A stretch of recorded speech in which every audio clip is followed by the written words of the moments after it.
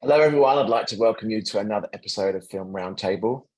Thanks for joining us. And of course, don't forget to subscribe, like, and follow us at our Instagram, YouTube, and podcast so you can hear this wherever you are. So today I want to welcome two very talented and special guests. We've got two great cinematographers joining us from, well, this roundtable is actually coming from around the world. I'm in Sydney. Larkin, I believe you're in London. I'm in Los Angeles. Oh, you're in Los Angeles, and Jamie, you're in London. Yes. Nice. Okay. Well, we've got the very talented Larkin Seiple. Yes, I didn't get that wrong. Coming to us from Los Angeles. He, of course, is known for many fantastic-looking projects. Childish Gambino music video. I believe was one of them. Gaslit, the great series Gaslit with Julia Roberts. I think it was nominated for an Emmy. And the main reason for being on the show today is to discuss the mind-bending Everything Everywhere All at Once. Welcome to the show, Larkin. Thanks for having me. We're very excited to have you on the show. And we're just as excited to have Jamie Ramsay, SASC, very talented cinematographer, coming from London. Jamie's known for, again, a lot of beautiful films, and especially more recently, Living with Bill Nighy, that was just awarded a Bronze Frog at Camera Image, I believe. Congratulations on that. Also known for Mothering Sunday, See How They Run, and many other films. So thanks for joining us, Jamie. Cool. So I'm going to start with, just going to lead off with you guys. I think you guys just met for the first time recently at Camera Image, right? That's right, yeah. I'm sorry to have to bring you together again so soon. I know you probably can't stand each other right now. We really missed each other because we became best friends in the space of one night. So now this is really nice, now that we can be friends again over Zoom. Camera it's one of those cathartic environments where DOPs actually get to meet one another, which is a super rare situation, So you get lubed up by copious amounts of vodka, and you get to talk about your on-set stories. So it's such a cathartic, really cool experience. Probably not a good idea to go for longer than 4 days, but if you end up going for the whole stretch, you really just have to pace yourself. But yeah, it's super cool. Yeah, it's wonderful. You spend your whole time basically like tightly packed into bars or parties or random rooms or out in patios, just kind of catching up with people you've never met before. We'll see the same people every time I go back, because all my friends in London will just fly down, because it's just like, an hour flight or whatnot. And they'll just show up, and it's like a giant reunion half the time. We also used to meet so many new people, which is great. Like, it's the only time we actually get to meet other cinematographers that don't live in your neighborhood. It's one of the best things about, I think, cinematographers. I feel like we're always collaborative. We always help each other out. We're always happy to discuss. I never feel like anyone's precious about what they do. But let's get on to the conversation about these two amazing films. I'm interested to know, in terms of your choice of projects, how do you ever consciously choose a project based on the script? Are you ever turning anything down? What drew you to these particular films? Let's start with you, Jamie. I think one thing I've always been super stringent about is just my choice of long form projects, and it's twofold.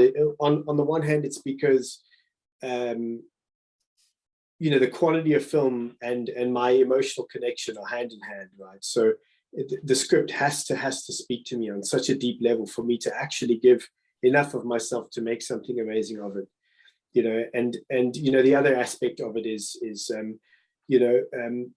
a cinematographer coming up in this day and age of film, I really think you have to curate your projects so carefully, because your projects are an extension of you. So if you want to represent yourself via your work, your choice of projects is how you do that, So I think primarily it's the thing of what's going to make my heart beat, what's going to make me want to engage at such a level that I'm going to make something amazing. And then the other thing is, what represents me as a cinematographer and my taste. Taste is such an important thing. Yeah, well said. Well said. What about you, Larkin? Yeah, the curation's the scary part, I think, about reading scripts, because you can read scripts that you love, but you're kind of like, is this what I want to do? Like later, is this the movie that I want to like continue? Like, because I've read movies that I love, but I'm like, I don't think I'm actually like it's gonna be what I wanted. Like film, it's not a film that represents what I like about visuals. But in general, I think like you were saying, Jamie, it has to, if you don't connect to it like full-heartedly, but you want to pour yourself into it, I say you have to like, you basically should only do movies that you would want to do for free, or would be you would beg to be a part of it. Usually when I get scripts, I get them blind, like no budget, no cast. I just want to read them pure.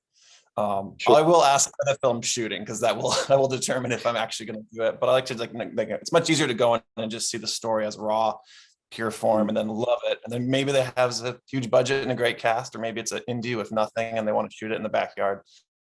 But yeah, I think if you connect with the script, I mean, for this, I mean, I've worked at the Daniels for a long time, and so they could shoot the phone book and I'd be like, let's do it. Like, I'm going to just say yes to that for this project. But generally it's a much pickier process, and it's a lot easier to say no. I think it feels better to say no. It's almost scary to say yes to projects now, because you're just, they're dedicating that half a year or full year of your life to this, like, the whole period of time of your life. Yeah, absolutely. Yeah. You're kind of like, by saying yes, you're saying no to like so many other possibilities. It's a spicy challenge. It's a fun time.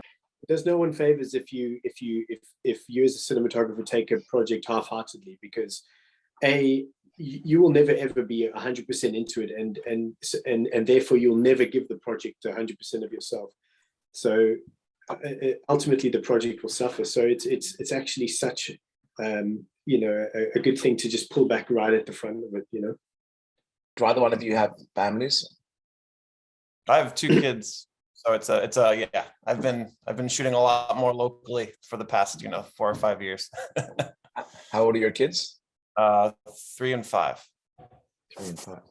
Yeah, I've got 6 and 8. I've got 2 succulent cactuses in the lounge, and I've got a couple of plants outside my bedroom which get naturally watered by the British rain.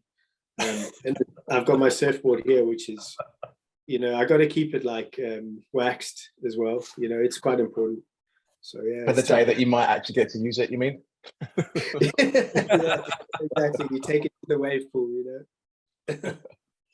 We obviously love what we do, and I think that's what drives us all essentially.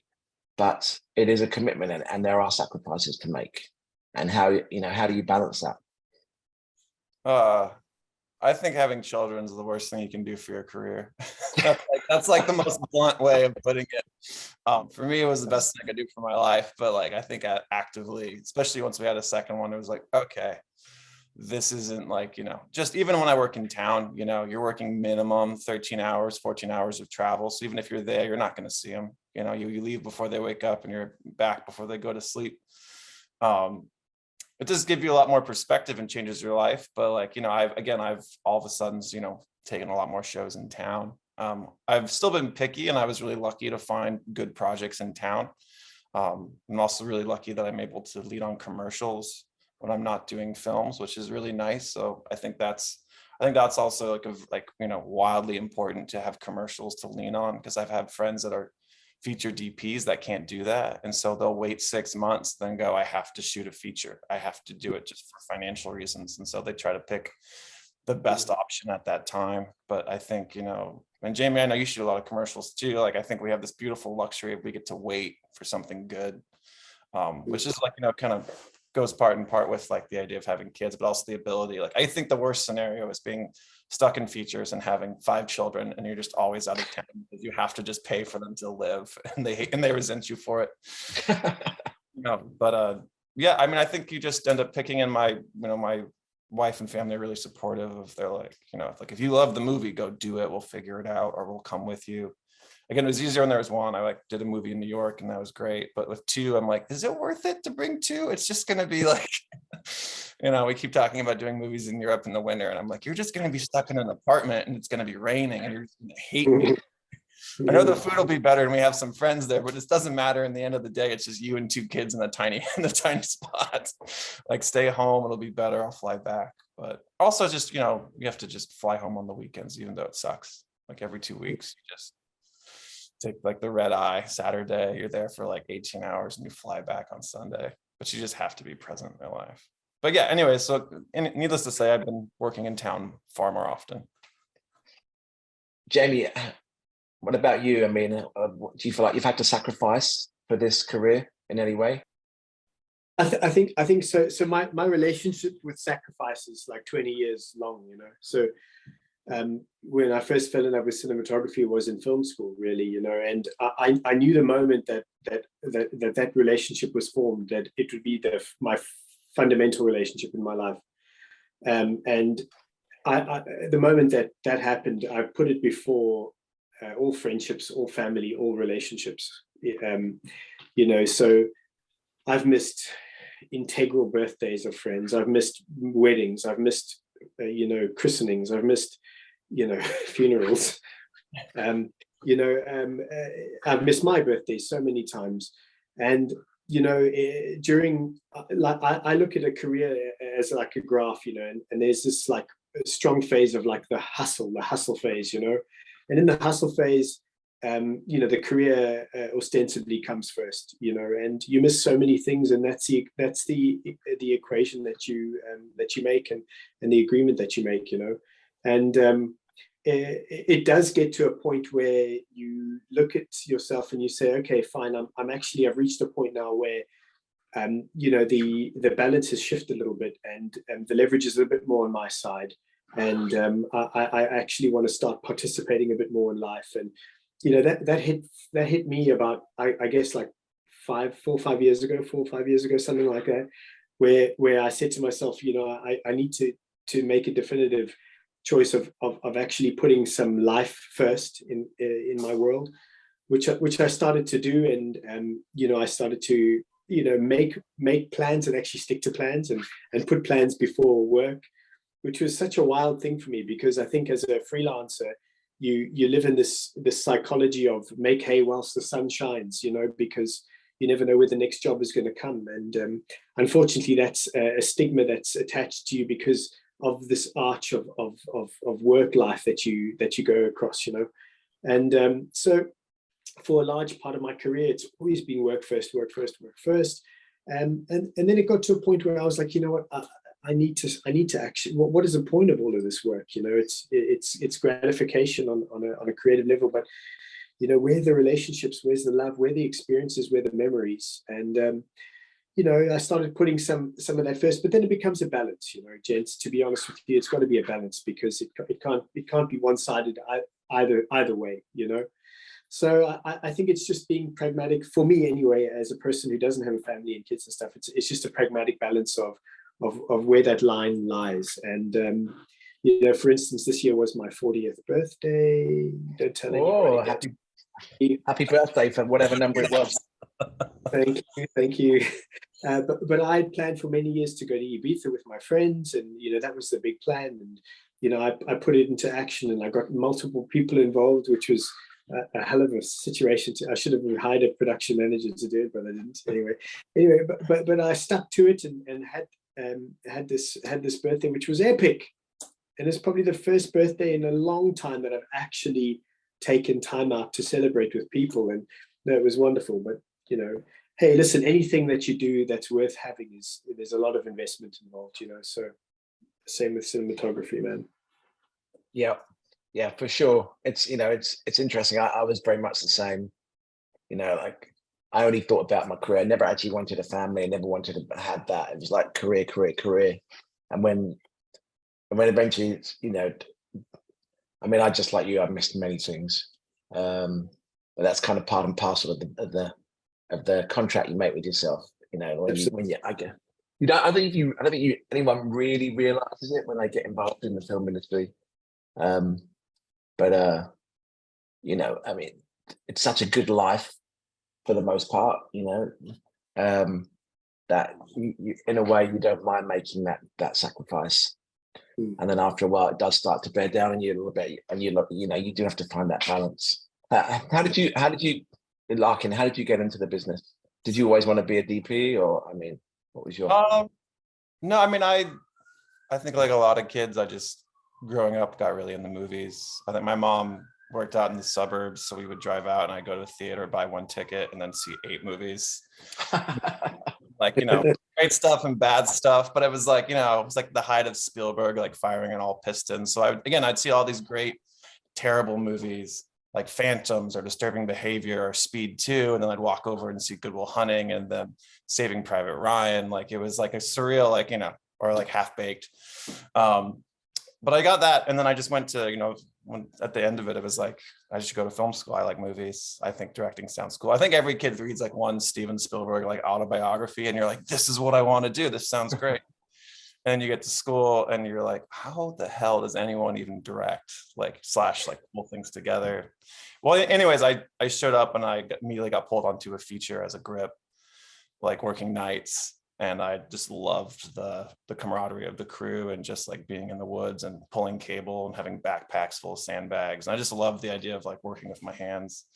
Anyways, I just got into the whole grip and electric of it all. And then I realized, oh, the DP seems to have the most fun, gets to do the most, is the most creative, can also work on more projects. And ultimately it kind of landed on, I love storytelling and I wanted to tell as many stories as possible. And all my friends that were directing, we're really just doing one thing a year. And I was like, that's a lot to gamble. Like, what if you spend your whole year and you make something and it's crap? Like I was drawn to, and I also thought that cinematography was very similar to directing, and that you are, you know, visually telling the story and making a lot of choices.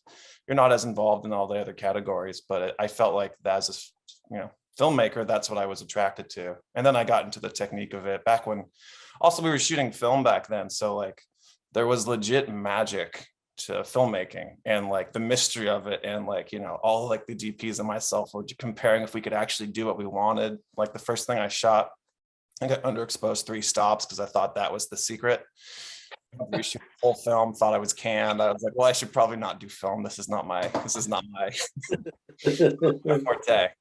Anyways, I finished, and then I spent, you know, a decade, you know, working as a PA, working as an electrician, working in reality TV. You do it, anything under the sun in Los Angeles, I did, RPA'd, you name it. And then I just was shooting like little tiny music videos on the side, you know, and it was like that slow roll of like a $2,000 video becomes like a $5,000 video. And then you recommended for like a $10,000 video. And I was just doing these like just bad, like weird, you know, early aughts music videos. And then somehow started doing like 5D fashion videos, which then rolled into like beauty commercials. And then I had a commercial career. Yeah, and then I just met a lot of directors through music videos and kind of followed them in the features like Daniels and Hero, and yeah, and then I just slowly kind of built up. So I mainly came up through music videos, and then kind of am now mainly just doing narrative for the most part, and then filling the gap of commercials. I miss music videos. I haven't done a music video in ages. I hope people still make them, but if it doesn't feel like it's the same. It was the same when I was shooting them, which was like a very special time, like from like 2006 to like 2016. I thought music videos are having this kind of renaissance in a weird way. I remember, I started in music videos also in London, shooting film. I used to remember the stress of like waiting for the telecine and did I expose it correctly and did everything come out okay?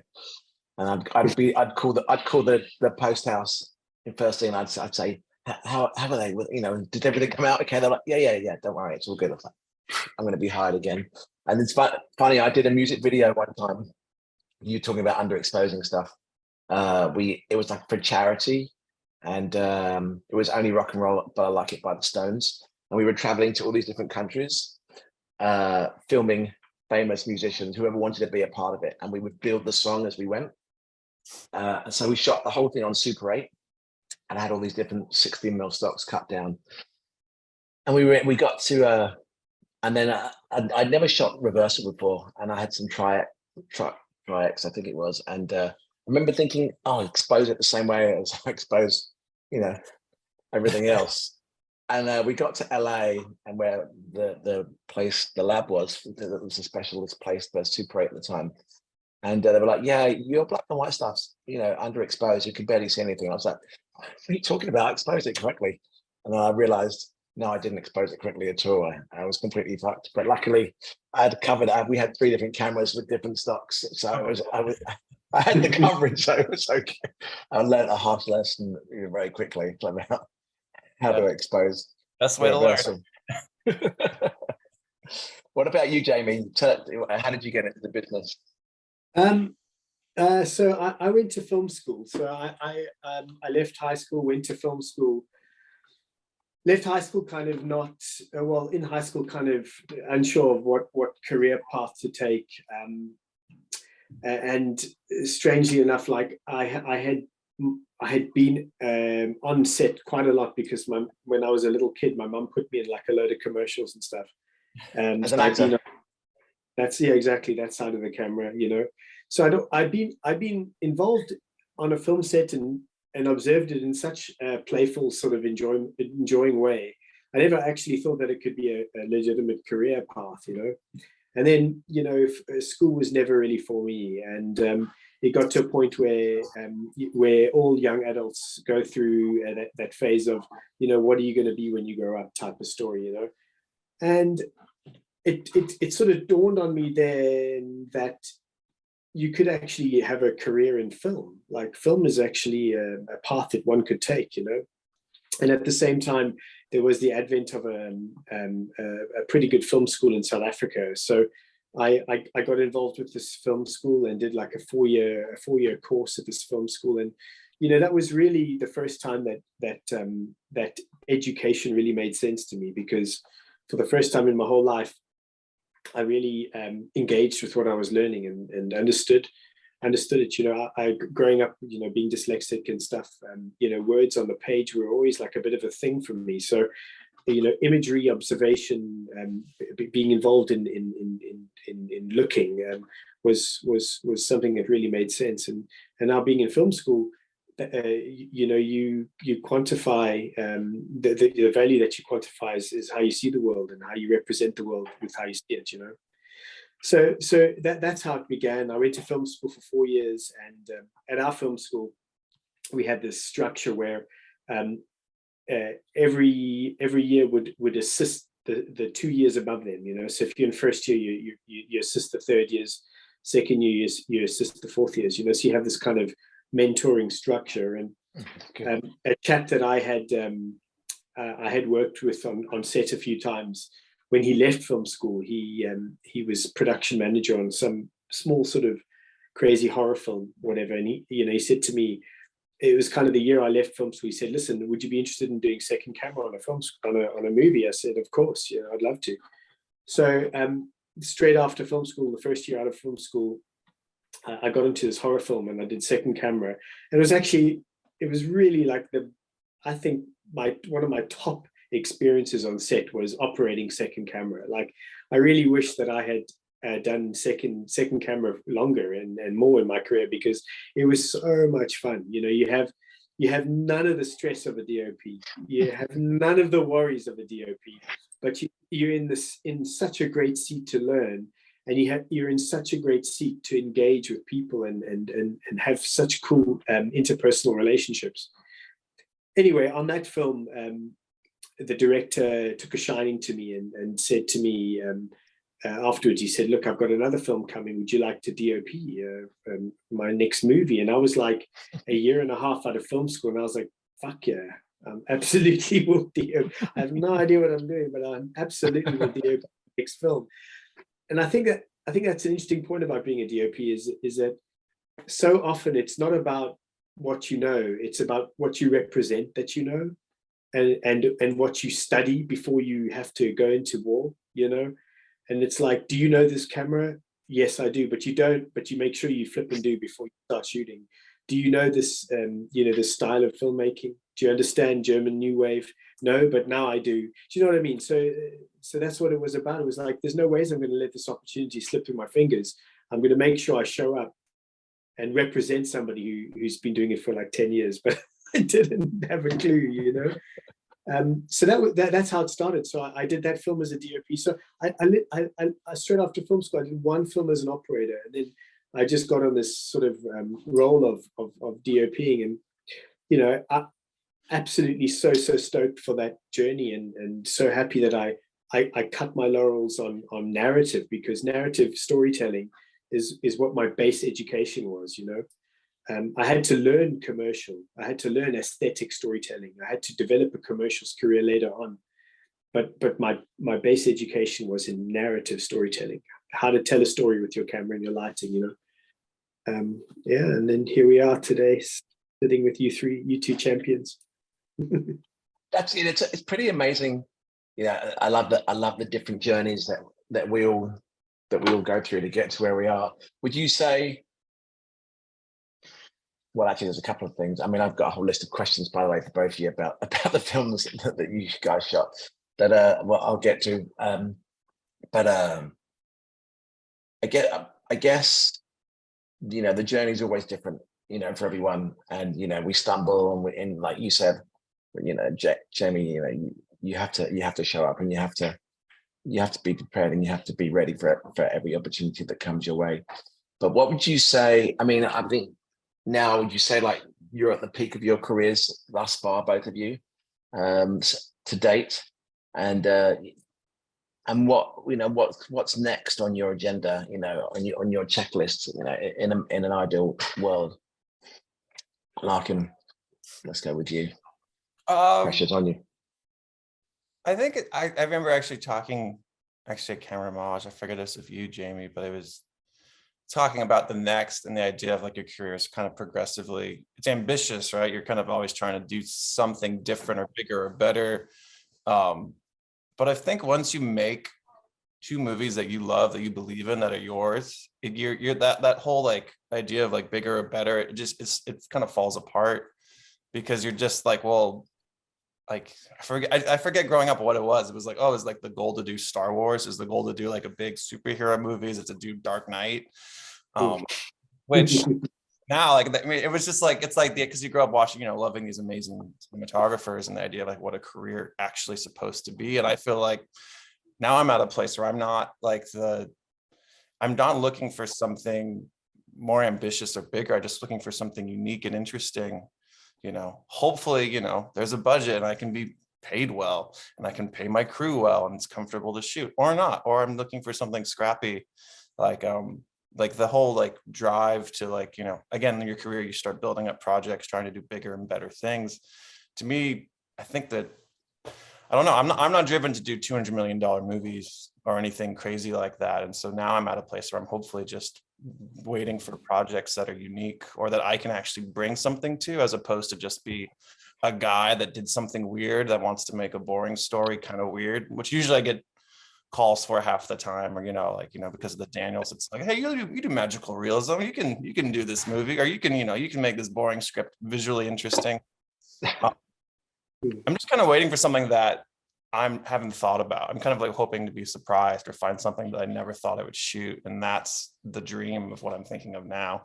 The other thing is I just want to collaborate with my friends again. Like, I want to work with the Daniels again. With here, I'm less intrigued about trying to like track down like the best possible directors in the industry, as more as I'd rather find friends and make our own path, and you know, create something new, as opposed to try to, I don't know. It's just kind of funny. It's a fun place to be. I like floating, knowing that I'm just waiting for something unique, and not necessarily something that's better, if that makes sense. Totally. Perfect sense. Perfect sense. Jamie? Yeah, I think like, you know, someone said to me the other day, actually at Camera, I said, you know, they said, what's the best movie you've ever made? And I said, my sort of intuitive response was, I haven't made it yet, you know.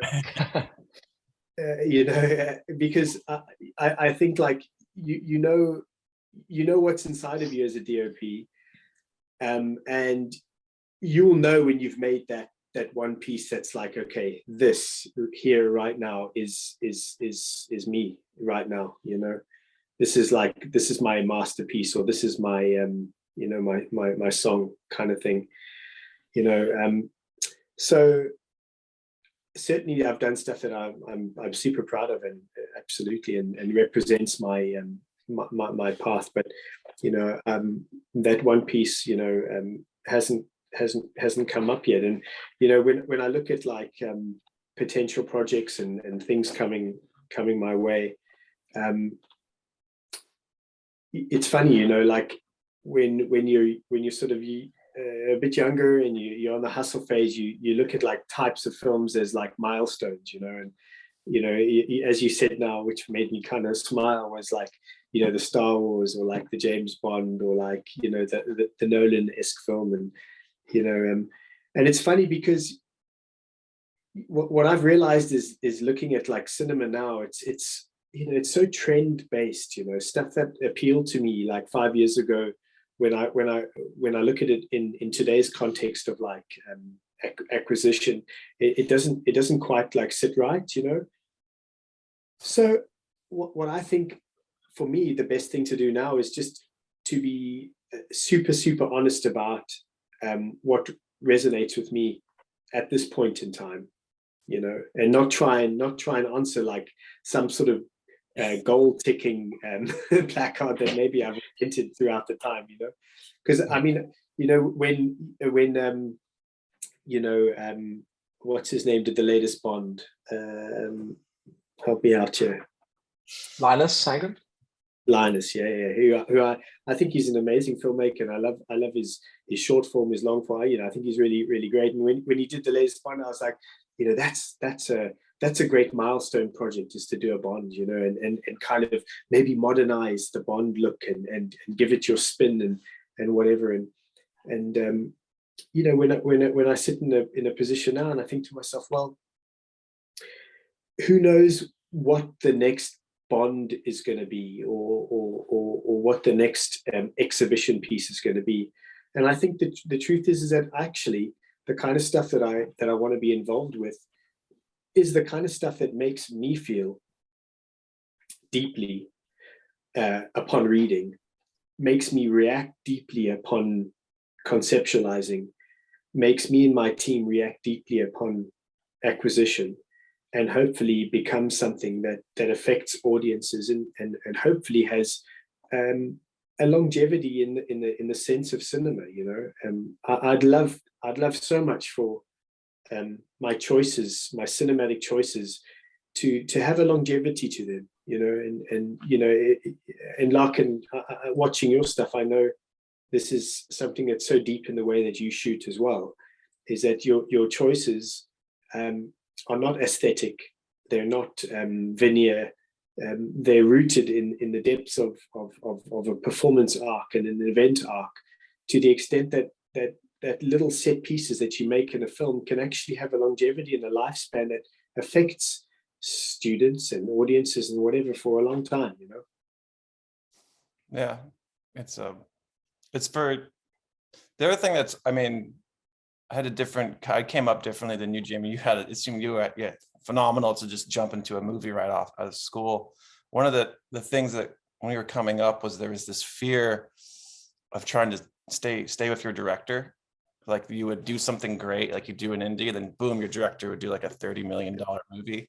And you're like, I have to constantly prove that I can shoot scale, or like try to do. I remember there were several projects I did solely because I was like, I needed to prove I could actually handle a budget, or do an action sequence, or shoot visual effects, or whatever. Not necessarily because I wanted to do that, but because I didn't want my directors to surpass me. And they were like, sorry, we can't hire you.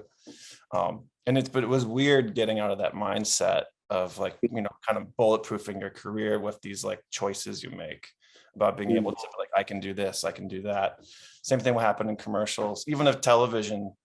I had to shoot a fucking pilot to prove I could shoot television, which is insane. I had shot like so many films that were way harder than a pilot. And they're like, you need to shoot literally a pilot. And I was like, you're kidding. And it's fun to, as you put it, Jamie, is to throw that away and really just focus on, you know, if you're how are you going to make your mark in cinema? You know, how are you going to, you should do projects that matter ultimately. And longevity is, you know, I think there's a saying, it's like people make movies for now, or you make movies for 10 years from now. you know, and that to me is always the goal, is the movie that I want people to watch that movie, especially in the holidays now when we're watching all these movies for like the 100th time. I'm kind of like, I want one of our films to be that film that people watch once a year. I don't know what that film is that I'm going to make, but I want that. There's something so warming about making like a emotion or an experience that people want to revisit and get different things from multiple times. Like having kids now, the movies that I thought were kind of whatever, like some of them have made me cry now just because I'm just like a big, like, you know, wimpy dad that's like just destroyed by anything that is about father and son relationships and things like that. Like, yeah, like in Living was great. Living, you know, the funeral scene, you know, and he's talking to her about like the fact that his dad didn't tell him he was dying. I was just like, oh, fuck off. Intense, you know. It's those moments that, like, you know, you view them differently. I remember, again, this year I watched several films, like Being Benjamin Button, I thought was just a beautiful movie. And this year I was like, this is the saddest film of all time. It's about a father abandoning his family to make their life better. And it killed me. But again, films that can stand the test of time, which I think Living is a great example of that. I think that's really, you know, applicable to then and now. And it really stood out, by the way. Thank you. One of my favorite parts about Living is I think the two strongest scenes don't have Bill in them. And it's a very unique film in that both scenes are talking about Bill's character, and there's nostalgia for someone you just watched act. And that's really unique to see a movie where people talk about a memory of someone who you've literally been watching like 5 minutes before, and it kills you. It's great. It's very unique. I haven't really seen films do that successfully, where the memory of someone is the best part of it, or that's what breaks the audience. It was very special. I wasn't actually expecting the film to kind of continue past that event. Anyways, I was just, it was very cool to see. It was unexpected and kind of felt like, again, something I hadn't seen before. What I was going to say was, you know, when shooting the movie, working with Oliver, our films have always been the experience is very kind of method, you know, like method shooting. So the emotional context of being on set is in direct comparison to the emotional context of the scenes and of the film in general. So ostensibly, you actually, as a crew member and as an HOD, you live the emotional arc of the story whilst you're shooting the film, you know. And you know, what was really intense for me was just observing Bill through the eyepiece and watching his progression throughout the film. I really started to feel this intense idea of loss, you know, loss of a loved one, loss of something that matters to you.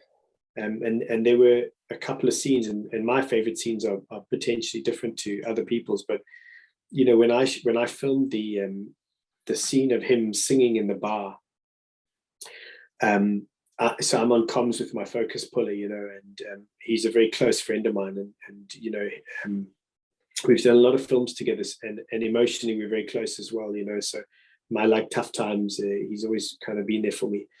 And you know, we're busy shooting the scene of Bill in the bar, and we kind of played it as a series of masters. So we didn't really interrupt the play of performance that much, you know. And you know, we did the first and second and third master, and I like looked over at Damien, my focus puller, and on the comms, and I looked at him, and he looked at me, and we were just like, oh, this is deep, you know. And I choked up when I shot that scene. I choked up, and the people in the extras in the audience were choked up too, because I think, you know, Bill Nye is in his 70s, and he represents this person in our lives, you know. For you, Matt, you know, like, you know, the father figure, the grandfather figure, you know. For the people in the audience, it was kind of that. This, and also coming out of this realm of like all of this loss due to COVID and stuff like that. And I think people, whilst shooting this scene, it just really hit them and hit us, you know. And I guess that's what you look for, is that honesty and that realism, you know.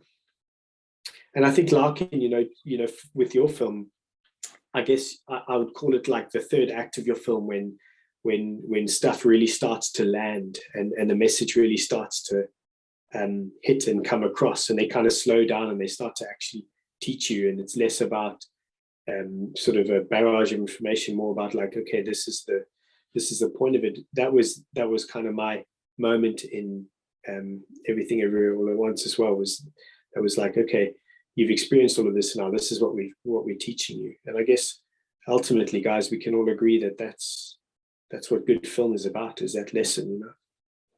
I want to kind of like just do a little shift, because I want to talk technical stuff for a bit. Kind of like any up and coming DPs to kind of glean some experience from you guys from both of your films. Jamie, I want to start with you for a second. I want to talk about the framing.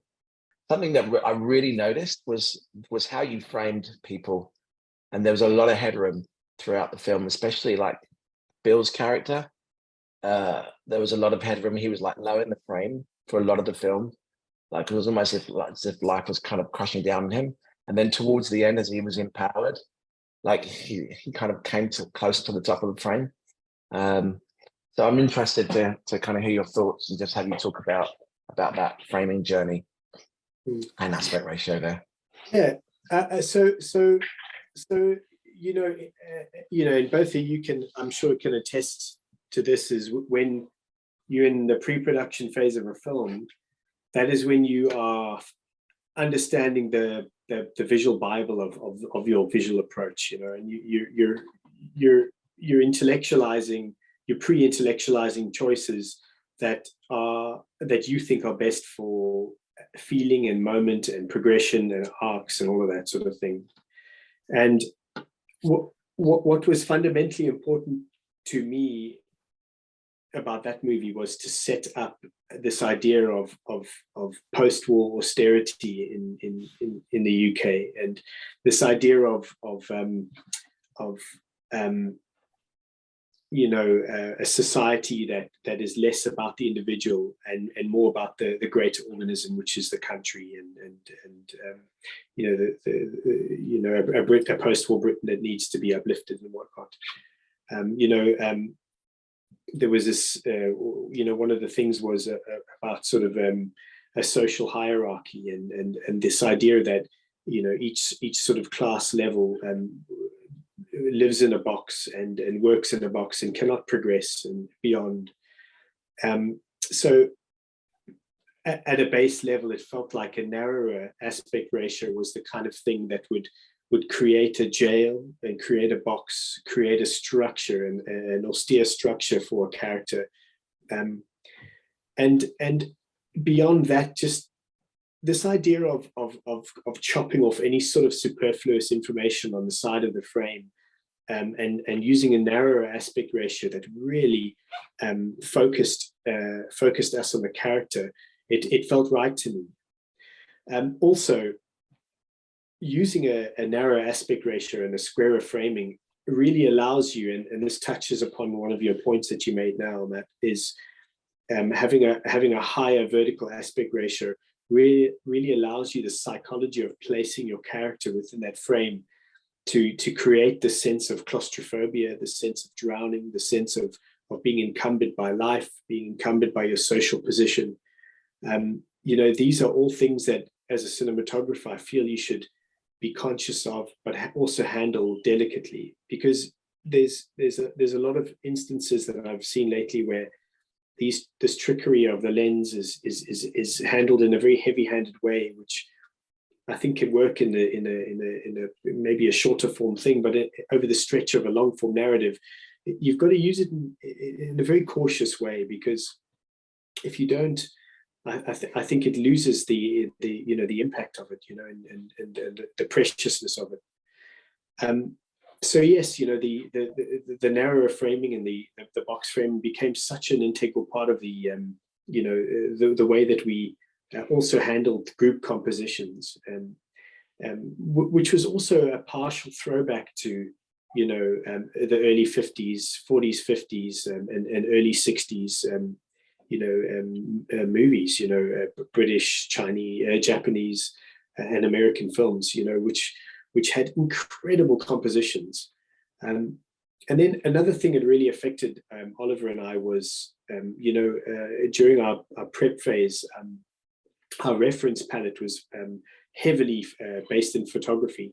And, the photography of the time that really affected me was of the likes of sort of Saul Leiter and, Bresson and Nachtwey and Meyer and such brilliant artists.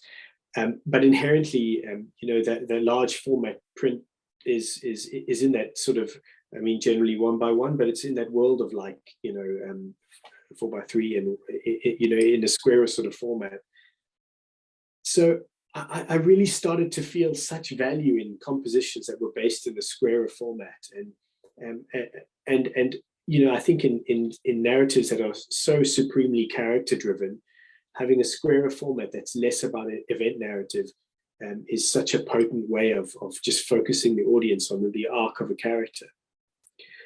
So all of that hand in hand, I think, led to our decision of landing in that 1:148 sort of space, you know. Yeah, great. It's great to hear that thought process. I think it's very useful. That'll be very useful for anyone watching, just to hear. I mean, about how as part of your prep process, kind of how you make those decisions which end up on screen. Larkin, I mean, with everything everywhere all at once, I mean, your aspect ratio is constantly changing. The lighting style, is changing, obviously, between different universes.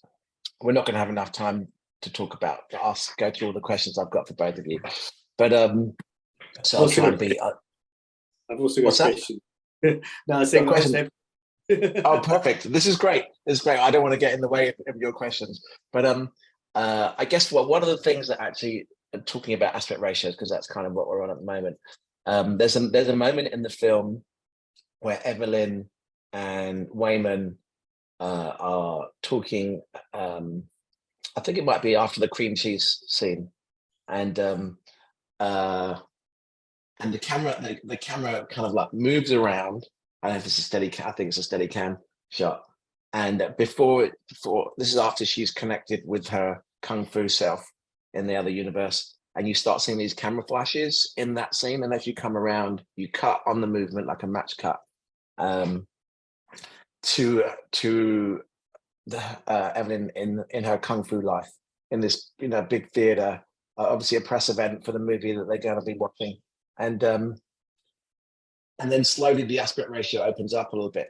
So do you know that going in, that those aspect ratios are when they're going to change, or do you shoot, because obviously you've shot someone anamorphic, someone spherical, I'm assuming, and so how have you planned for that, or have the Daniels just done that in post, to help match a shot, so yeah. A lot of the choices, the creative choices for that movie, are designed to supplement or enhance the mood of the universes, but also to help the audience understand that something is different or changed. So like all of our, it's funny, you did 4:3 for a film set in the past, and that's what we did. All of our memories are 4:3 for anything that's happened previously, that happened before that day. So the audience knows that those are always flashbacks. We created the action verse initially in the film when the fanny pack fight sequence happens, and that's when we switched to anamorphic to separate it from what we call the taxes verse, which is where nothing happens. She just goes home and does her taxes, and that's where they end up having the party. But we really wanted, we had planned, there's a whole shot that pulls back from Wayman's face into a wide, and that's when the the bars crop down, which has been done before, and I've always loved it. The coolest version ever is going to be hard to recreate, which I think was done for Hunger Games, and it was an IMAX, and it was the reverse. It started anamorphic, and as she's going up, I forget, she's there's an elevator to whatever the island she's on, and it goes up, and it goes from anamorphic to IMAX 4:3, which is insane. I can't even to do that. I was that is that's off. That's mind blowing. You can pull that off on an IMAX scale. We didn't do that. We went from, I believe, 185 and compressed it down to 235, because the action verse is more Die Hard based, but the plethora of, like, I mean, we also got silly. I forget, Hot Dog Hands is 2:1. It was, you know, it was the Netflix aspect ratio. A lot of it too was that in order to kind of help separate the universes a little bit, and again, it's subtle. Like, only I think Rakakuni's 235 as well. There's only so many things you can do, and we didn't want to make like random aspect ratios for each universe. We wanted to kind of commit based on references. But one of the main reasons Daniels wanted to do it is there's like a montage towards the end of just Michelle's face. They had seen a reference before of like someone tracking a face through different formats, and they loved how beautiful that was, that the chaos of format changing all around her is there, but her head stays constant. That was a big part of kind of choosing different formats. But ultimately, it was just trying to guide the audience to help them like subtly know, like, oh, this must be this universe and things like that. And that was a lot of the decision making on that film, from colors to the way we executed it, was to create separation between the universes. And that's why we created the palettes. It was fun as a reference, but also it was like, we really need the audience to very quickly know that they are in Rakakuni land, or they're in like the Wong Kar-wai universe and things like that. You know, I could imagine approaching this film, the idea of, or the wanting of separating the worlds would have been like a big discussion between you and your director, you know, the how to and how deep you would go in that sort of idea of separation. And in that separating of worlds, you know, I guess comes in that sort of discussion of tone, like how do you tonally separate the worlds? Like, what is the metaphor? Did you go as deep as like discussing the metaphor behind the different worlds and how deep you went? And you know, it's funny you mentioned now the Wong Kar-wai, because I totally saw the In the Mood for Love reference there, and I was like, yeah, I love that, you know, because that's like the idea of sort of this cinema, which is sort of like a Chinese cinema, you know, which is I think one of our minds, or mine anyway, goes straight to kind of Kar-wai Doyle world, you know, which I thought was really great. But yeah, I guess you know, how deep did you go into the sort of metaphorical representation of the separation and that sort of thing? The biggest challenge again was trying to, like, a lot of the influences were based on the emotions of the scene and the performances, and that's what drove the majority of the creative choices. So kind of like, I mean, in Living, you guys really use beautifully shot off eyeline frames and profiles, and you're never, you know, so that when you actually, and there was a lot of scenes, and I remember every time you actually had a hard eye line, something important was happening, which was great. And so like in the Wong Kar-wai universe, that's the only time we do short side framing, we do off framing, we do headroom, and it's the only time Evelyn's character is disassociated and jealous and cruel and basically not herself. And it's this kind of, and that's what pushes Key's character to make these big statements about how, like, you know, you should think about what you did have, because it did sound great. You're lucky to have that.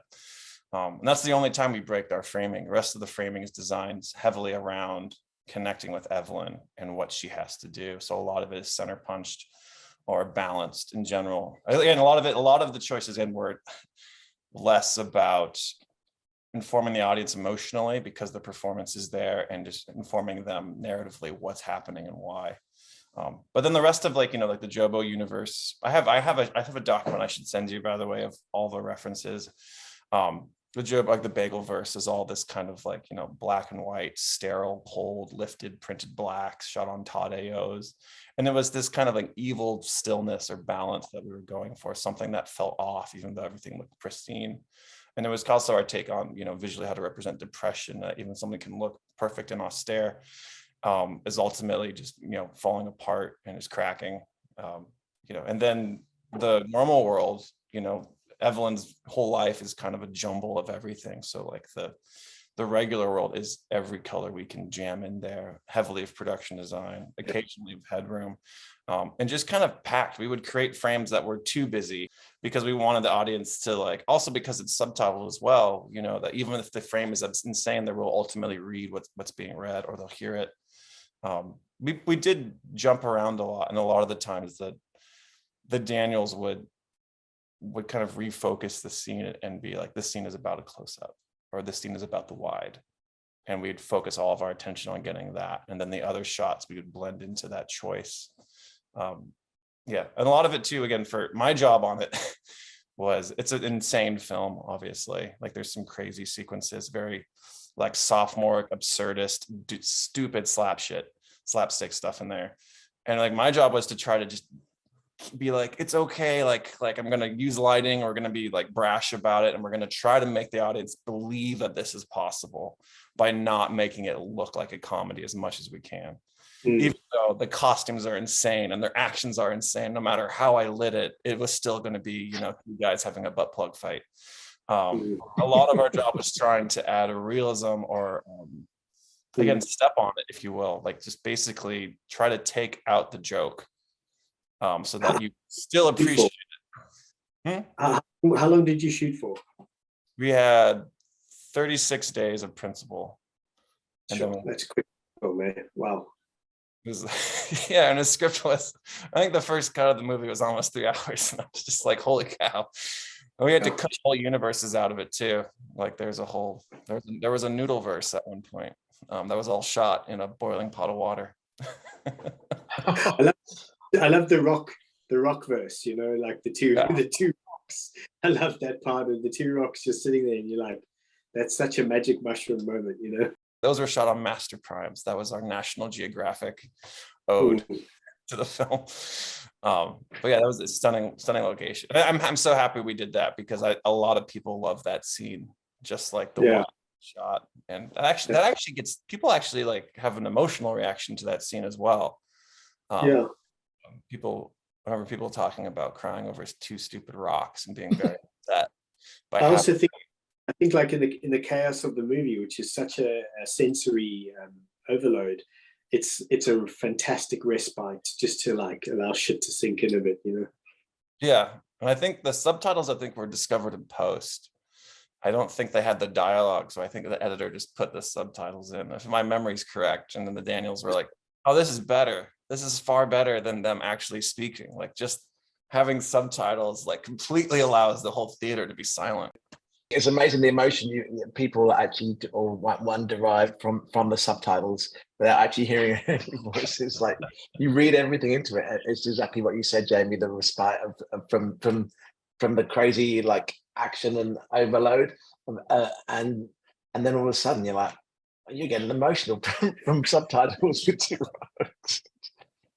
I wanted to ask you guys a little bit about your prep process, you know, with this movie, and from start to finish, like from when you read the script, when do you start thinking about the color? You know, color for me is as important as lighting, as important as lensing. You know, it has this, it's such a strong psychological effect on your imagery, and the colors hand in hand with you know, your contrast ratio, your feeling of saturation, all of it goes hand in hand, and all of it is such a strong storytelling tool.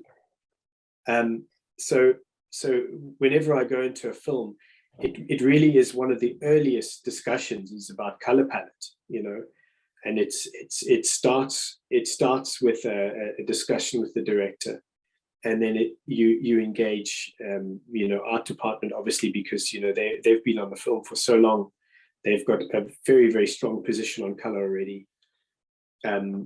Design, you know, Sandy Powell did the wardrobe design for the film, and obviously hair and makeup as well. So straight up front, before I have even developed my visual treatment for the movie, it's the discussion of color palette, because for me, getting everybody on board basically as soon as we start, I think is one of the best investments that you can do, because if everybody's working towards the same goal from a color perspective, you really can't go wrong. And if they're not, you are going to go wrong sooner or later down the line. And, you know, with Living, you know, working with Oliver and I always have a very specific prep phase in terms of the feel and the look of the movie. And it's, you know, Oliver's office during the prep of Living, you know, we had the walls littered with our visual references, you know, which arguably were made up of a lot of stuff that inspired both him and I throughout our last, 10, 15 years of knowing each other, but also represented the evolution of our taste.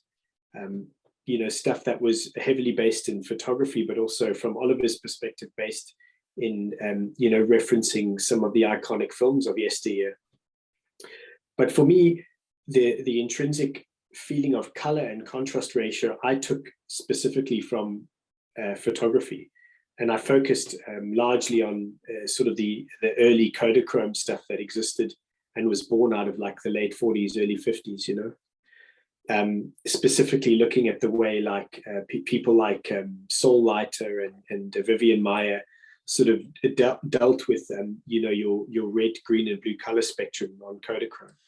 And it became such an appealing thing to me because a lot of the references that I was looking at in sort of a post-war United Kingdom had a very desaturated environment, but where the color came in was in skin tone and in wardrobe, and obviously also in sort of posters and things like that was effectively art department.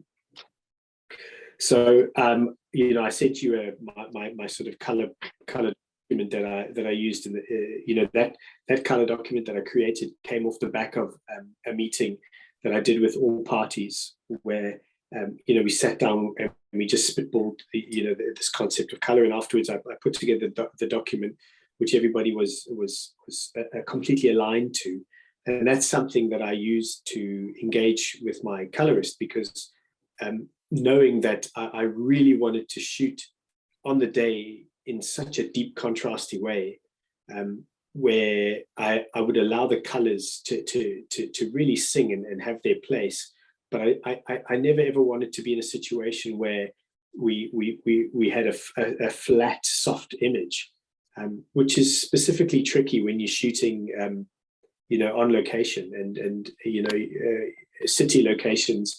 You're on the second floor, third floor. It's very hard to introduce a contrast ratio from your lighting in such a respect. So it was important for me to develop this LUT beforehand with my colorist, so that all the parties involved knew where our colors were going, where our blacks were going, because a lot of the male wardrobe was super dark, and that's how it was back in the 50s, grays, blacks, pinstripe. It was really dark.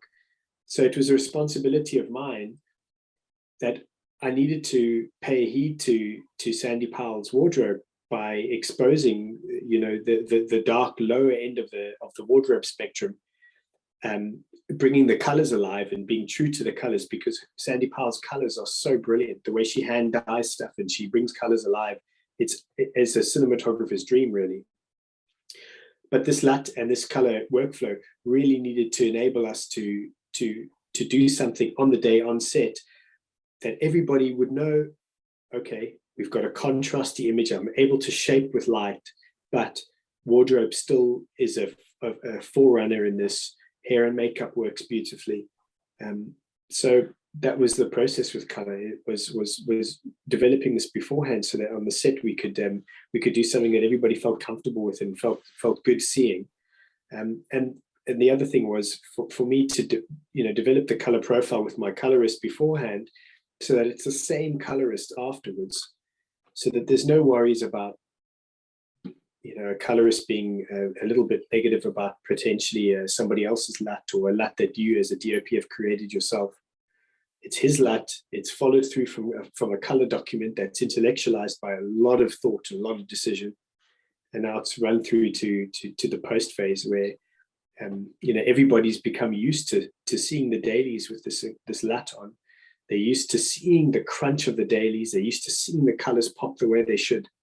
And everybody's eye has been trained to the look of living from day one, which is so important for me as a DOP, because I bet both of you can attest to this, how often you've relinquished the color workflow, and 2 months down the line you look at the eventuality of your choices and it's like, how did this go wrong? Where did this go wrong?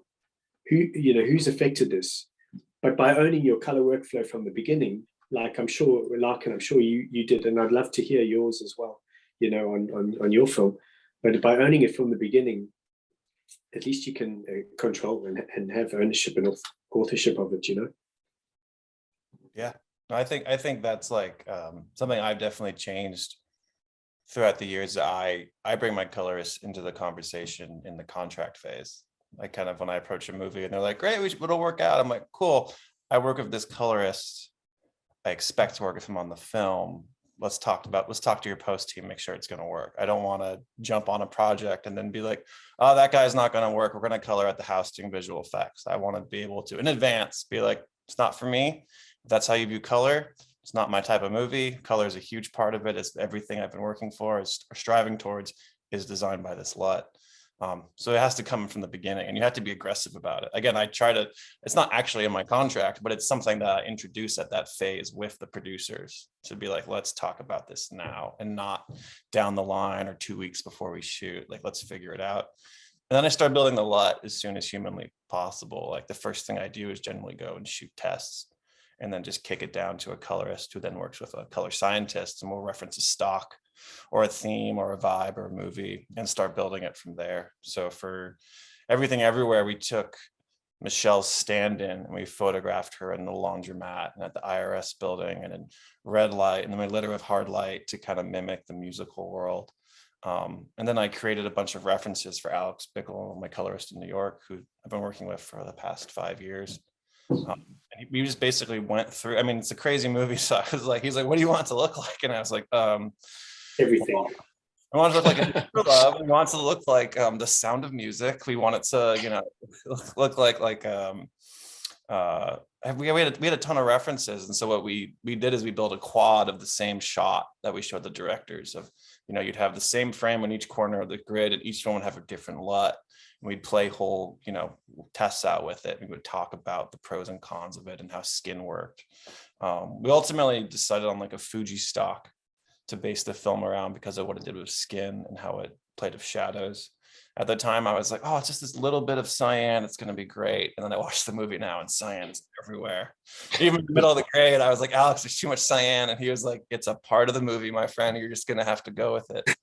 And then we built a bunch of other weirder, funkier LUTs, like a printed up smoky black with purple shadows to kind of mimic Beyond the Black Rainbow. Or my favorite reference was Neverending Story 2.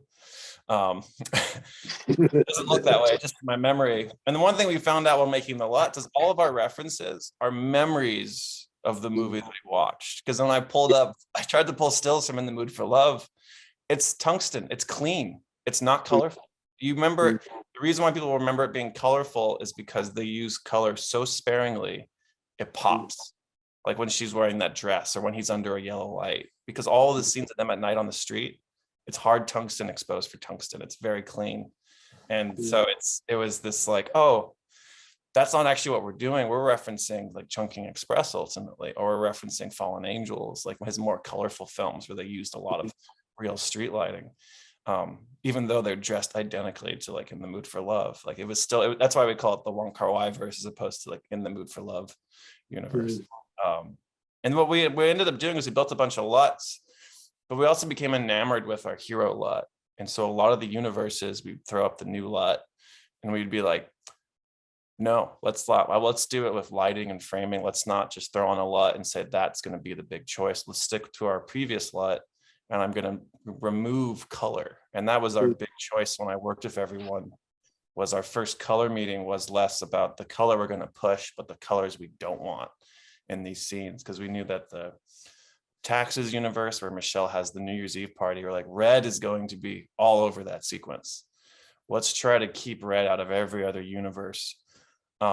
Which we failed to because Rakakuni has a very red scene in it. But overall, like you don't really see red in the Wong Kar-wai verse that much. Or like Rakakuni, like we're pushing cobalt blue, white, and like kind of like an American flag thing, but generally white and blue. So that's like the big, that was our, Punch Drunk Love reference, if you will, the P.T. Anderson verse.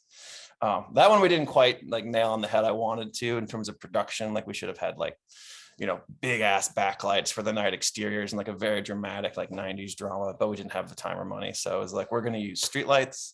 We're going to go for it. But a lot of it too, within the costumes was great because the costumes are so crazy. They got to see these choices. And Shirley, who had, I don't know how she had so many costumes for these actors, it was kind of surreal. I think she herself owned half of this collection and she just pulled stuff out. We started dialing things in, and so like all the characters are more muted colors because they're going to have to make this journey through all these different like kind of colorful universes, and we never wanted their clothing or those choices to pop too hard. We wanted them to be, again, dialed back. You know, obviously Jamie's character is wearing vibrant yellow and like grays and mustards, and is like that was the big choice. And so we're like, okay, cool, the yellow is only for her character. Generally no other character dresses that way. We're not really going to use lighting style that's going to make anything else feel like that. But yeah, no, it was like the colors, like, you know, that's my favorite part of the prep process, actually, is like, you know, shooting tests. Generally I'll actually, like next week we're shooting tests for a new project, and I'm really adamant about shooting tests with film and digital. Even if you 100% know you're not going to shoot film, it's really informative to shoot the same shot on film and digital, so you can start talking about what I think is like, you know, the preferred format. Again, film, everything looks great on film. Skin is yet to look better than film, but it's really wonderful to have a reference and talk about what you like and what you miss, and start having those conversations in prep. Even if you're not going to shoot it, it's a great way to just, you know, then you have like, you know, what we call, you know, as filmmakers, the idyllic version of it, the 35 mil version of it. And a lot of times it looks similar. That's the thing. And a lot of times it looks completely different. But I think the testing part is, again, the most fun part. Did you guys do a lot of tests for your look? I feel like, did you debate like other formats too? I know you landed on 4:3, but did you test options for living? Do you know what, because our previous film was Morphe, and we also did quite a square aspect ratio for Morphe. And you know that came off directly off the photography that we had been observing of the time, which was like your sort of 24-hour photo disposable cameras that the soldiers used during the war in South Africa, you know, and those were processed at that 1:1:4 sort of aspect ratio. So it's something that I started to be trained at from a reference phase, you know. But then the look of living, I think, had been something that was so long in the coming for both Oliver and I. It had been something that both him and I were so sort of in love with from a reference perspective. The idea of this high contrast sort of print feel. That you know, we both knew what we wanted to do, and you know, we shot you know, a bunch of camera tests, and sort of we did a bunch of sort of you know, art department design makeup tests, you know, in the sort of the weeks running up to the film, you know, which were, as you said earlier, Larkin, was, you know, the fodder that Joseph Bicknell, my colorist, used to develop the final you know, shooting that. But it didn't feel like a voyage of discovery landing on the look. It was more just about working out what level of depth of black and clip of highlight and the separation between the two, and how we would influence the shooting curve to exacerbate that. And what level of saturation pop we would use in the RGB channels, just to give life to those very sparingly used primary colors. So you know, it's funny, you know, when I look back at the film, the struggles of that film were so much more logistical than they were creative. You know, it was a film that was made literally in the busiest time in UK film history. You know, it was made basically just after lockdown, whatever, you know, and it was when all the streamers and everybody were just absolutely dying for content, and it was like the floodgates opened, and there was nothing available, guys. I must tell you, we went into principal photography. My gaffer, Warren Ewan, I was privy to his struggle in finding lighting equipment. He ultimately sourced from like 10 different companies. He sourced gear from 10 different companies. And you know, the weekend before, when we were pre-lighting, the weekend before principal photography, he called me into the gear store and he said, "Do you want to come have a laugh?" And I said, "Yeah, please, let's go." So we walked into the gear store and he showed me the equipment. Guys, it felt like a film school gear store. We had lighting stands with no wheels. We had C stands with no lock-offs. We had C stands with no arms. We had such a mishmash of equipment. But more importantly than any of that, what we had was just a strong belief and a strong trust from, you know, all the crew, and the guys were just like, you know what, we'll make it happen no matter what. And like when we went into our first week of shooting, looking at the pre-light and the pre-rig in the room, we had lights that were like locked off with gaffer tape and like pieces of equipment that, you know, feels like they'd do pretty well on like shitty rigs, you know. You know, but it's what you have to do, man, you know. Yeah, it still works. Wow, you guys have so much information. I just want to drill down a little bit more specific about the makeup tests and the prep tests. You know, in the process, so you've done makeup tests, which essentially, for anyone who doesn't know about makeup tests, you want to just tell people why you do makeup tests quickly, both of you? Yeah, go. You know, you go, Larkin. Go for it. I mean, initially the makeup test just to make sure the makeup, like, you know, for everything everywhere, we wanted to make sure that the blood and the bruises and the cuts that looked real. It didn't look stupid. And also to make sure that, you know, a lot of times, sometimes makeup can contrast with LUTs, or there's a lot of times there's a big debate on how red is someone's face, but you're just making sure that you're testing to make sure that what the makeup team is doing is ultimately hopefully forgettable, or it doesn't pop out, it doesn't stand out. You're testing for flaws. For me, I'm also testing for like how an actress looks or an actor looks, and like if I can, I'll get 3 different keys that I can pop on and off, like top light, side light, up light, just to make sure that there's not some crazy angle where I'm like, oh, never do that. Whatever we do, don't do that. Or we can go, oh, if it's, you know, top lit from the right, it's gonna, you know, the way that her eyes are, her eye sockets are, it's going to be perfect. Because a lot of those things you end up learning as you're shooting.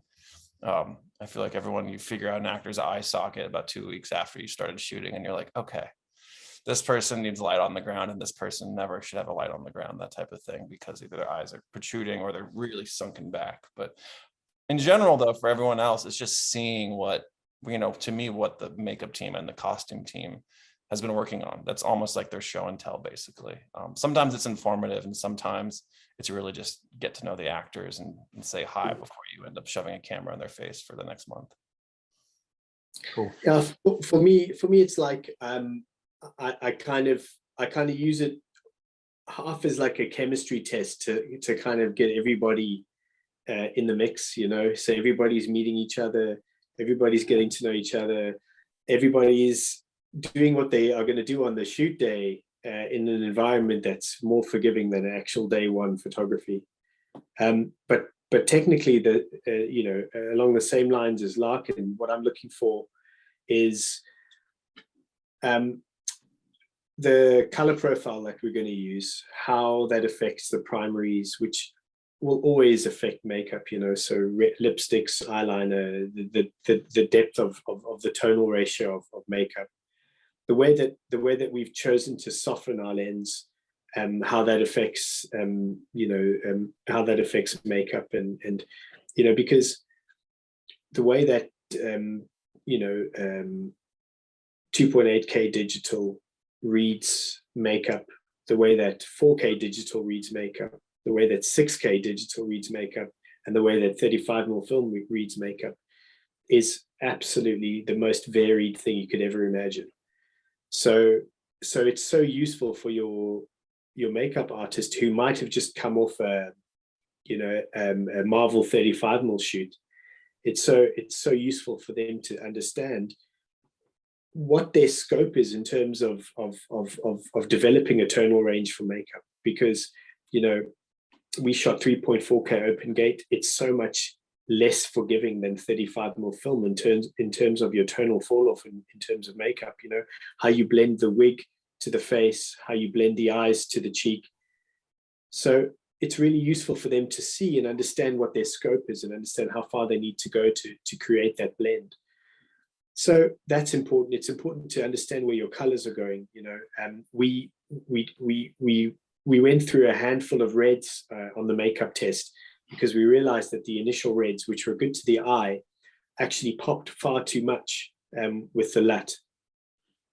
So Nadia pulled the red back. If my memory serves me, she pulled the red back quite a bit for the lips, and found something that was that landed in a spot that was great for everybody. And another great thing for me that's so wonderful about these chemistry tests is that it's such a good place for me to develop a repertoire with the key cast. You know, generally the director kind of leaves you alone on these chemistry tests, and I'm able to just develop a shorthand with the cast, and they're not under pressure. They don't have to perform, so they're in a super cool vibe. I'm in a good vibe. I put on some good music. We try a bunch of different things. I show them what we're doing, so they can see, you know, what my plan is with the way I use light and the way I'm going to light the different faces. Like Larkin said, you know, for us to see what different lenses work on different faces is great. You know, I worked with a chap recently. I won't mention names, but he's a fantastic actor. But anything sort of wider than a 25 really didn't work with him, and that was something that I learned, you know, in the test, in the chemistry test. You know, where we tried different lenses, and you know, like Larkin said, like to learn this not during principal photography is such a absolute blessing, you know.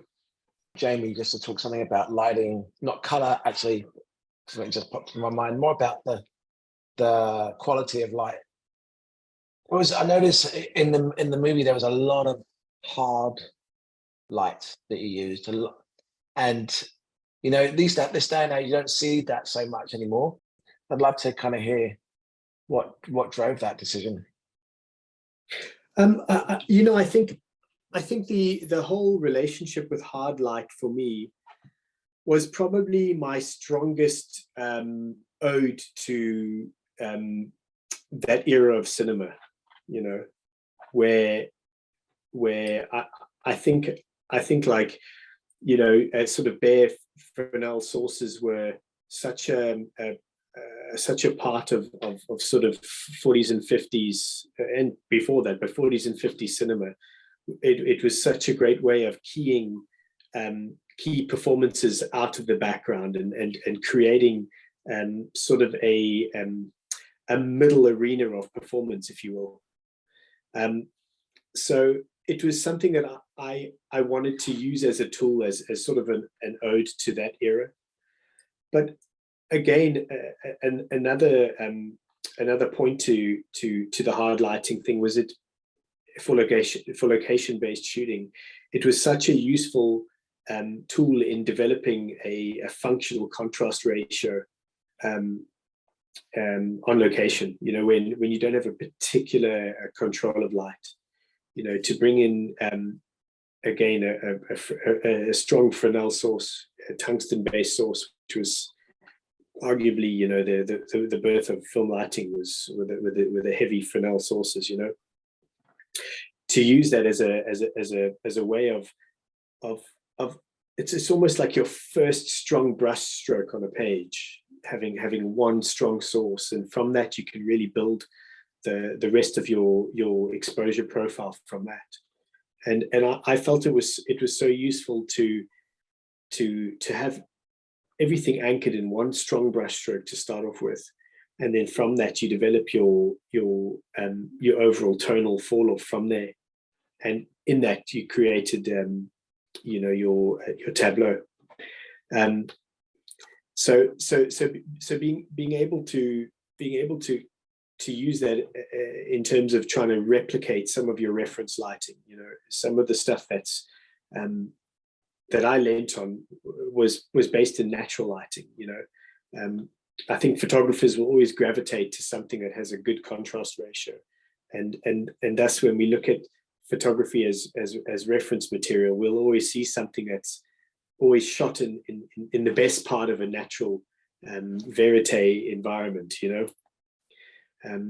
And that's what I try to reproduce with this was you know, what would natural light do in the best possible circumstance, and we use that, you know. And I mean, there are moments when I look at the film and I think, you know, perhaps you know, the hard lighting could have been pulled back in certain moments, but hey, listen, I'll tell you what, every film you make, it's a lesson, you know. It's absolute school fees on every film, and I think ultimately I'm stoked with where it landed, you know. That's awesome. I just noticed the time and I realized we've been chatting for a long time. We should probably wrap it up in a minute. Is there any other questions you guys have for each other? I mean, there's a whole load of questions I didn't get to, so maybe I should have you guys back. But let me ask Larkin. I'll ask him. I've got like a load here for you, but I'll just do one or whatever. So Larkin, your film, which I think it's admirable how many disciplined transitions you guys used in your movie. I mean, it gave me cold sweats thinking about how I would even be able to plan because obviously transitions are something you have to think about and plan. And yeah, you can do them on the day and think, but like you really have to go into war knowing what your transition palette is. How did you broach with your director the whole language of transition in this film, which is such a big part of it? I mean, a lot of it is they love transitions, and they've been setting up the script for 5 years, and so they've been playing up these really silly ideas or very dumb ideas, and I would, you know, a lot of times we'd workshop and I would be like, well, that's stupid, but what if here's a stupider take on this transition, and they would discover some of them in post. Like I remember when they showed me the transition to the Rock universe, because initially in the laundromat, Michelle like crawls into a rock form and then they cut. And then they're like, we're gonna dissolve her into a rock, and then we're gonna dissolve into the universe. A lot of it was us playing around on the location and talking about in advance. And it was about 45 minutes outside of LA. And so I opted to just drive to the director's house every day, and Dan Kwan and I would drive with them and the producer, just set back and forth. So every day I would start with 45 minutes of them in the car, and every night we would end going back. And that was like on a location job in a way, and that you got to actually sit and talk about the upcoming stuff and play around. And that I think is really essential. Like it's like, yeah, you get 45 minutes of extra prep in the morning, and you actually get 45 minutes at the end of day to see what worked, what didn't work. But ultimately the transitions came from them. And I figured out, I asked about like, what's the hardest, you know, in prep, it's very much like eat your veggies first, like, you know, figure out what scares you. Like, how are we doing Michelle shooting through a room and going into a closet? Like, are we doing that practically? Like, how are we going to do step printing? Oh, we're going to test that out. You know, how are we going to, you know, how are we going to do the wire work? How are we going to have Jamie fly through the air matrix style? Like, we started like kind of attacking all of the things that I didn't know or had an idea, but still didn't know how we were going to do it. And the transitions were a part of it. But also those guys had it so ingrained in them. I remember they were adding transitions while we were shooting. And I was like, there's a laundromat sequence where Michelle's walking around and Jobu's talking to her from the other world. And then the Daniels were like, oh, let's just actually put Joy's character in the background of all these shots, and we'll just introduce her and come off of her. And I was like, that's not in the script. And they're like, yeah, we know, but I think it'll work. And then that became like the better part of the sequence than the actual like flashing back to Jobu, which they got to cut away from. Yeah, ultimately it's really them. And then my job is just figuring out technically like what's the most fun way to do this, or what's the most adventurous. I have a question too for you, Jamie. The aesthetic outside of how you frame the actors is also, to me, a really compelling part of living. And it creates a mood in a very unique way, like the camera mounted on the train, these high angles. Was that something that was directly plotted, or was that something that came out of the fact that you were doing a timepiece and that a lot of the places you were photographing weren't, you know, had like modern shit or cars, or like there were too many buildings in the background, I had to paint it out? Did the restrictions kind of push your creativity to a different place? Because I'm not sure if that happened, but I love how like your exteriors are really elegant and suggest more than you can see. And is that something that came from restrictions, or something you always wanted to do? Do you know what? I think in this respect, it luckily it was something that we wanted. You know, in terms of sort of set extension and cleanup and stuff, that was always on the table from production. You know, they had a budget for developing a world bigger than what the lens could see. You know, they always knew that.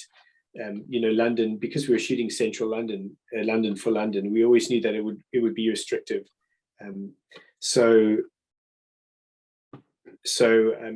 you know, we knew that if we wanted to have something that was a bit wider and a bit more sort of formulaic, you know, we had the option of a post cleanup. But I think more than anything else was rooted in the discussions of why we would have a camera there. Why, what is the feeling of this moment, and how do we represent that feeling, and why do we put a camera there? Why do we have a camera moving in such a way? Why in this moment is a profile so much stronger than something from the front or something from over the shoulder? And I guess this is maybe a nice opportunity just to make mention about the value of relationships with directors who are happy to talk about why rather than how, because how is something that will always come to us, but the why is something that I think is so important to really get it deep into beforehand, because the why is not something that you can ever actually intellectualize when you're shooting. You've just got no headspace for why when you're shooting. When you're shooting, it's like, we got to fucking do this, you know. But beforehand, that's when the headspace for why exists, you know. And, you know, for instance, the idea of the train, and it's a recurring theme with Oliver and I, but the train for us was this concept of a conduit that teleports the human beings from the working realm to the living realm. So rather than just treating that as a journey, it was personifying the train and the actual experience of being teleported. Because, you know, back then it was you were separated, you know, your social class sort of separated you in the different compartments, and you necessarily allowed to engage with people from a different class or whatever. But it was this idea of being taken through the landscape and dropped off in your home base, and, you know, personifying that journey and allowing it to actually be a character rather than just something that happens, you know. Also, you know, the use of high angles in some of the in environmental scenes, you know, that some of that was born out of some incredible reference material that we saw, you know, some beautiful Magnum photography from the era, you know, which inspired us because it had a feeling, and it had a feeling because the photographer had a point of view, and that's what I love about stills photography as reference material, is that a photographer has one frame to tell a story, and a good photographer, the intellectualizing of the positioning of that frame, you're taking so much into account. There's so much story that has to exist in that one moment, and so I find it's such a rich pool of reference material, because if you can tell so much emotional context in one position of a frame, imagine you put a little bit of movement into that, and then you start to engage with the character at the bottom of that. I mean, you're on a winning ticket there, you know. So, first of all, thank you for saying that about the environmental stuff. You know, it wasn't easy, you know, to find, and also, you know, shooting in for you shooting in LA, for me shooting in London, you can't get away with too much in terms of where you put your camera and the allowances of being putting the camera in places. So yeah, ultimately we got what we got. Yeah. I think the why is really important, because I've had some directors be like, oh, can you make the frame more arty? Like, let's find an arty shot and I'll just recoil. These are commercial directors. And I'm like, the whole purpose, the whole, like, the justification of what makes something arty is someone had a question and the answer was that frame. Exactly. That's why it's that way. And it's because someone said why. If I try to just make something arty, you just feel like a fraud. It's like, and anyways, it was something that I'm constantly thinking about, is like, there's no such thing as an arty frame. There's basically a question being answered with that frame, and you're going, what was that question? And that's why the frame is compelling. And that's what's so fun about this movie, is you're forcing the audience to think with all these framing, specifically the environmental stuff. You're not letting them, take an easy path, like that, again, that mounted shot of the train chugging towards the working world, has this like weight, and it adds to like the nerves of our young businessman on his first day. Like, there's a lot of great moments like that. But yeah, that was one. Yeah, like that whole introductory sequence. What was super important about that was developing the idea of this sort of mechanism, this beehive of society. So I try to embrace a lot of sort of cyclical framing, using kind of like, the golden mean sort of framing, where there's kind of no beginning and no end, and the stairwell and the movement of people, and just creating the sense of like a societal pace and a societal movement that felt more sort of drone-like and less sort of individual. Because it was very important to separate the idea of the individual from the group. So yeah, I guess the potency of framing and composition really helped. There's so many moments. There's a lot more questions about technical stuff like camera moves and lighting, but I think we should wrap it up for now. So maybe I can get Trevor to hook you guys up for another meeting, another get together. Just technical answers. No, nothing philosophical whatsoever. Technical. But guys, thank you both so much for taking the time. Yeah, man. Thanks for having us.